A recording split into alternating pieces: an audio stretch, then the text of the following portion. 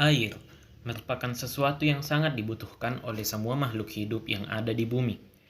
Lebih dari 71% permukaan bumi tertutup oleh air dan 97%-nya berbentuk air laut.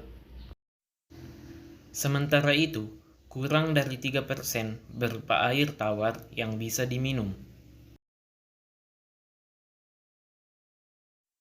Manusia menggunakan air untuk banyak hal, seperti minum,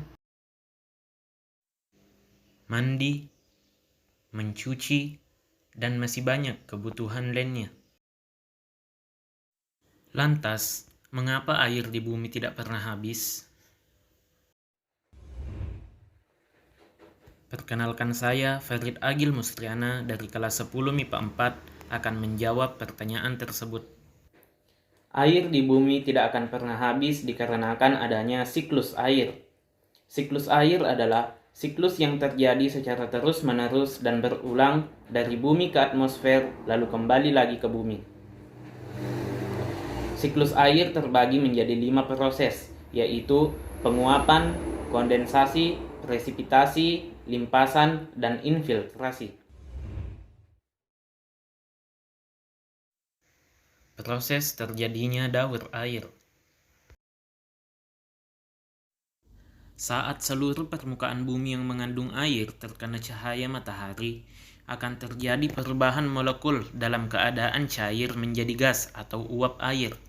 Hal ini disebut dengan penguapan atau evaporasi.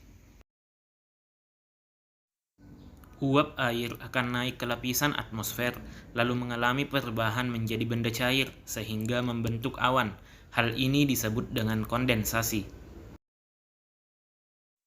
Awan kemudian akan berpindah karena perbedaan suhu udara atau terbawa oleh angin. Saat terpapar udara dingin, awan akan mengalami kondensasi menjadi titik-titik air dan akan jatuh ke permukaan bumi dalam bentuk hujan. Jatuhnya air ke bumi disebut dengan presipitasi. Air hujan akan masuk ke dalam tanah secara vertikal melalui infiltrasi.